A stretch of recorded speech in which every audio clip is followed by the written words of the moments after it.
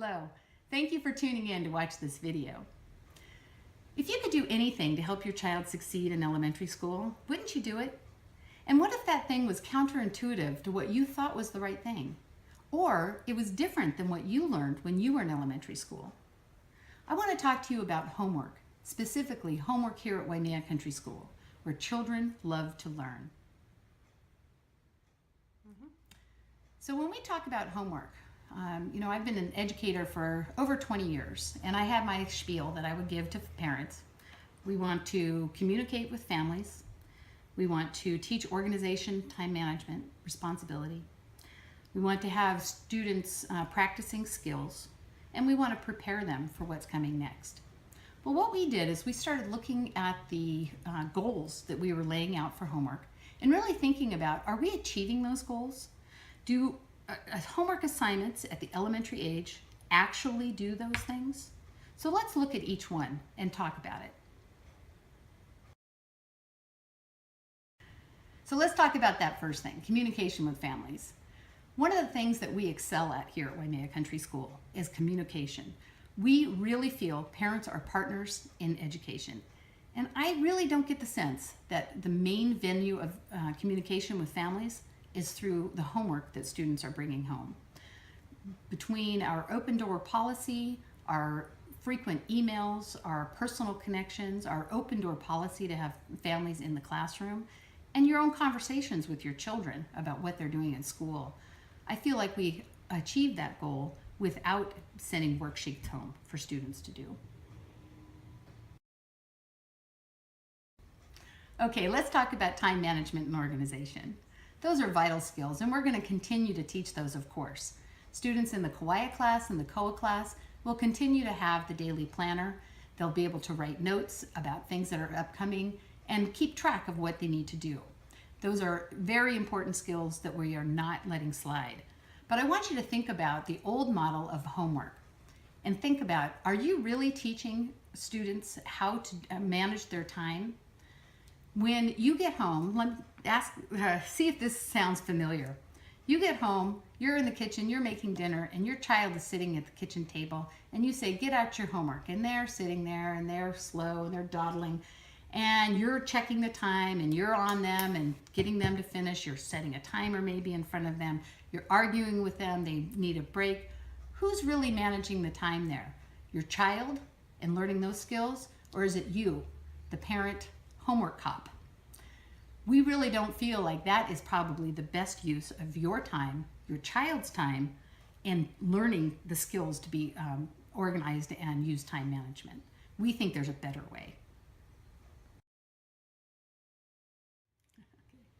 All right, let's talk about responsibility and accountability. When students get up in the morning and get dressed and they get to school on time, for a 6-year-old, a 7-year-old, an 8-year-old, that takes a great amount of responsibility.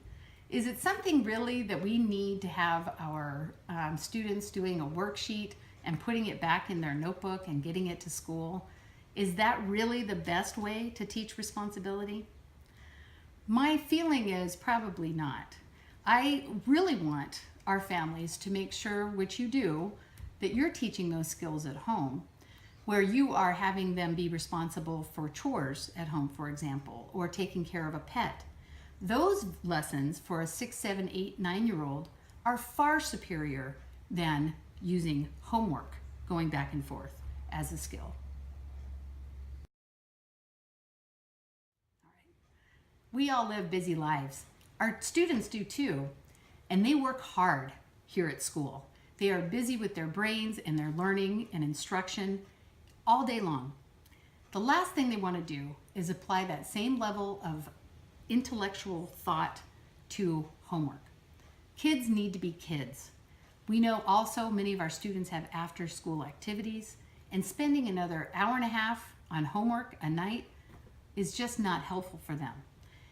We want to make sure that students have time outside of school to do those other things that we know are so vital, to play, to have family time, to have some downtime, to be outside, to be with siblings. It's not all about homework. All right, so we know we need to prepare students. They need to understand what homework is and how it works because they're going to get faced with that when they go to middle school and beyond. But think about this. As a kindergartner, they take their homework folder home, they take it out their paper, and they put it back. And we say that's so they can learn how homework works. But do they really need to do that for 6 years before they learn the concept of homework? I don't think so. We need to make sure we prepare them, but that's not the way to do it. We've been doing a great deal of research this summer on the effect of homework on student achievement, particularly at the elementary age, of course. And we found an analysis of research studies that were done by Harris Cooper of Duke University. And he found that while homework was effective at other ages, at the elementary age, there was no effect whatsoever on student achievement by applying homework to those grades. He also found that there was no amount of homework that helped students more than others, or there was no specific subject matter that was more effective than others. These things, combined with what we know about students, have helped us make a decision to alter the homework plan here at Waimea Country School. Here's what we're going to do.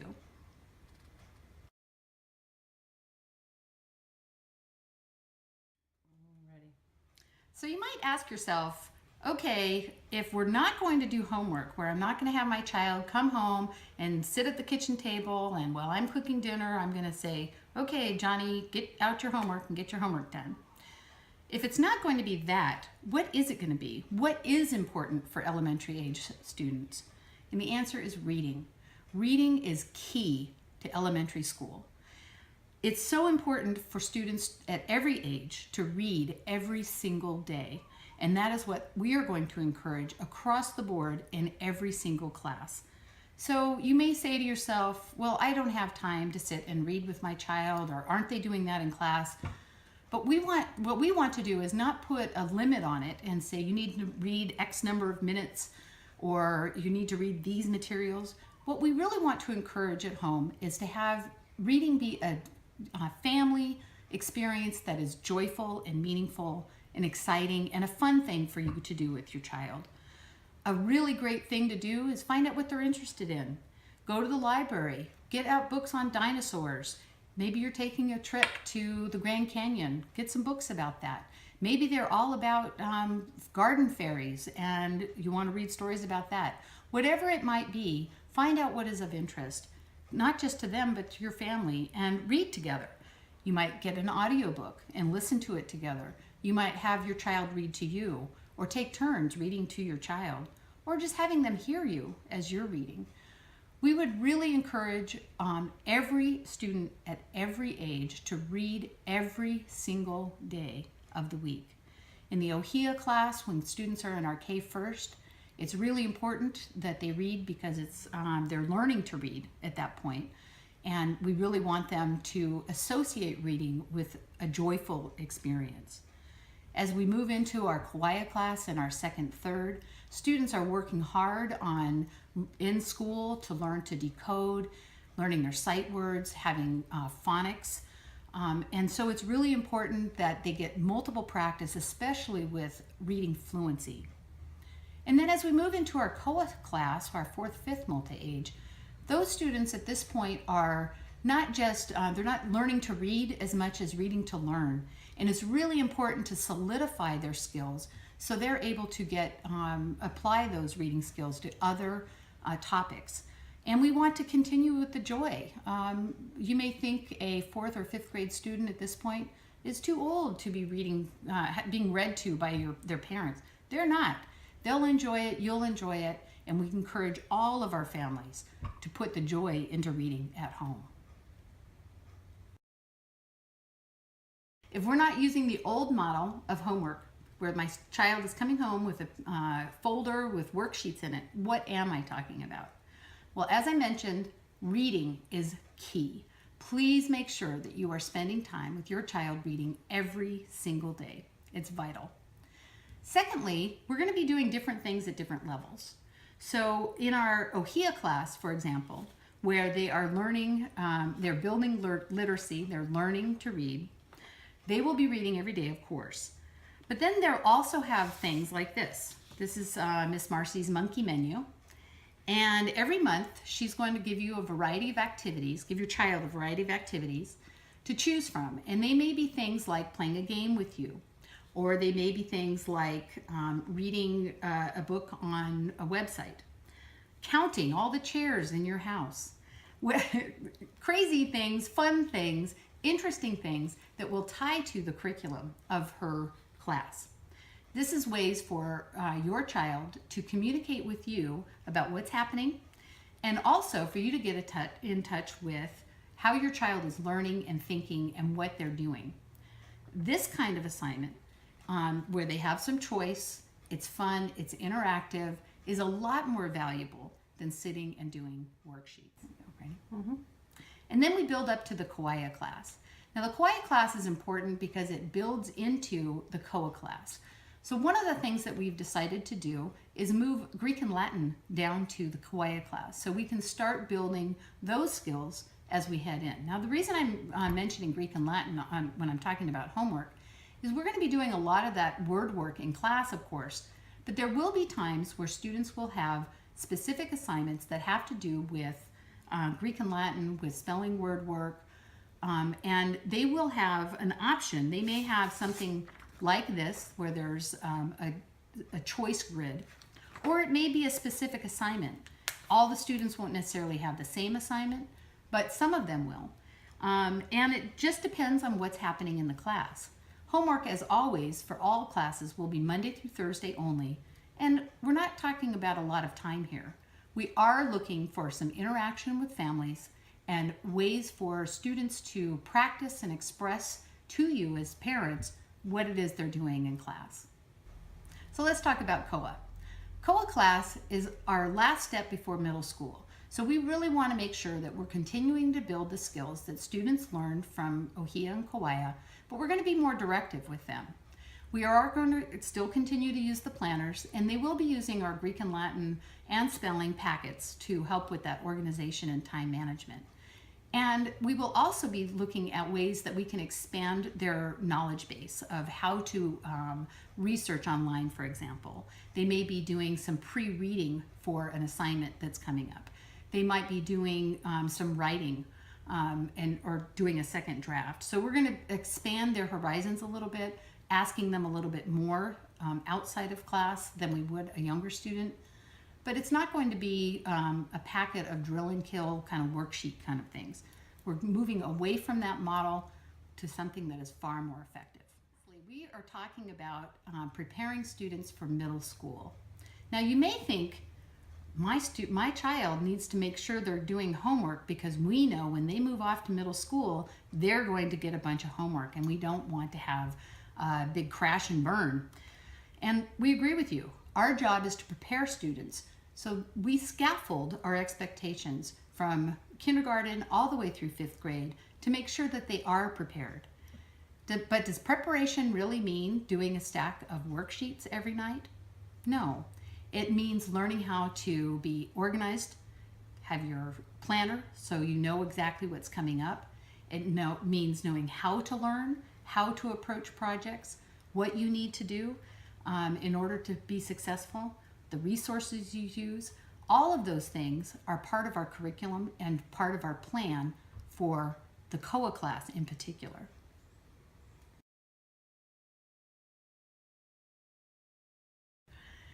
Now you may think to yourself, I really want my child to have worksheets. They need extra practice with certain skills. And your child may actually want it. And they're certainly welcome to. All of our teachers will have available to students extra worksheets, for example, maybe in math or some writing practice or things like that. And students are always welcome to pick up those pieces. The work will be reviewed and corrected and returned to students. So we would encourage each family to talk with their child's teacher to make sure that you're on the same page with that kind of homework type work. Okay.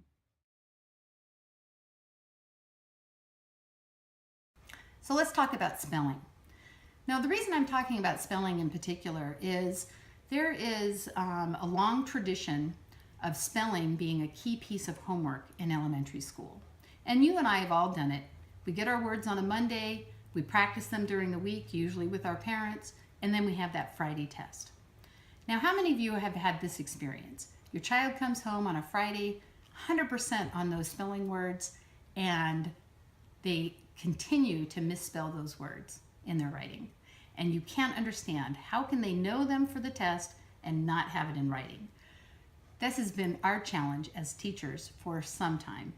We've looked carefully at spelling, and we have come to the conclusion that drill and kill, practice the words during the week, Friday spelling test is not an effective instructional technique.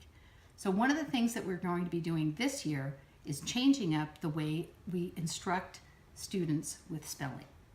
So our spelling instruction is rule-based, and our goal is to make better writers. That's really what we want to accomplish. We don't want to have students who ace spelling tests. We want students to learn how to spell so they can write effectively and they can communicate effectively in writing. So to do that, we're going to be doing a lot of word work in class. And some of that will spill over to home. You'll be able to see that. And in lieu of spelling tests every week, what we're going to be using are spelling inventories that we will give to students periodically throughout the semester so we can track progress. We'll share those with parents, certainly, but it's going to be a different model of instruction in spelling than you're used to. Each class is going to have something that's similar, but again, scaffolded to their grade level. This is the one for COA. It's called an ARF. It's called an Author's Resource Folder. And each of the students will have one of these, and as we do word work, whether it's spelling work or Greek and Latin work, writing styles, writing structure, all of these resource books will be used by students on a daily basis as they work through instruction. Okay, how many of you have had this experience at home? You get home and your child needs to write 10 sentences for spelling words, and they don't know what to do, they don't know what to write, and for the next hour and a half, you battle with your child. Think about what we're really accomplishing there. If we are the school where children love to learn, are we fostering that idea by creating a stressful conflict at home? No, we don't want your child to be frustrated. We don't want you to be frustrated. We don't want to create situations where there's a potential that a student will get turned off of school. Our goal is to create a place where students learn, they want to learn, they're joyful in their learning, and we want you to be part of that too. Being a homework cop, nagging your child, battling with your child is not the way to accomplish that. With this change to our homework policy, we're hoping that we can create an overall better experience, not just for our students and their learning at school, but for families as well. Thank you so much for tuning in. I'm so glad you had the time to watch this video. I want to encourage all of you to keep in contact with your child's teacher. Please come to curriculum night where we can talk in detail about how to best work together on behalf of your child. And as always, if you ever have questions, please make sure that you connect with your classroom teacher and with me, and we can continue to work together to do what's best for your children. Thank you.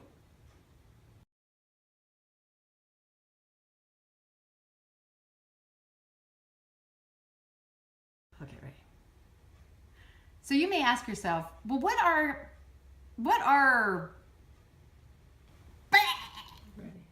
I'm so glad that you tuned in to watch this.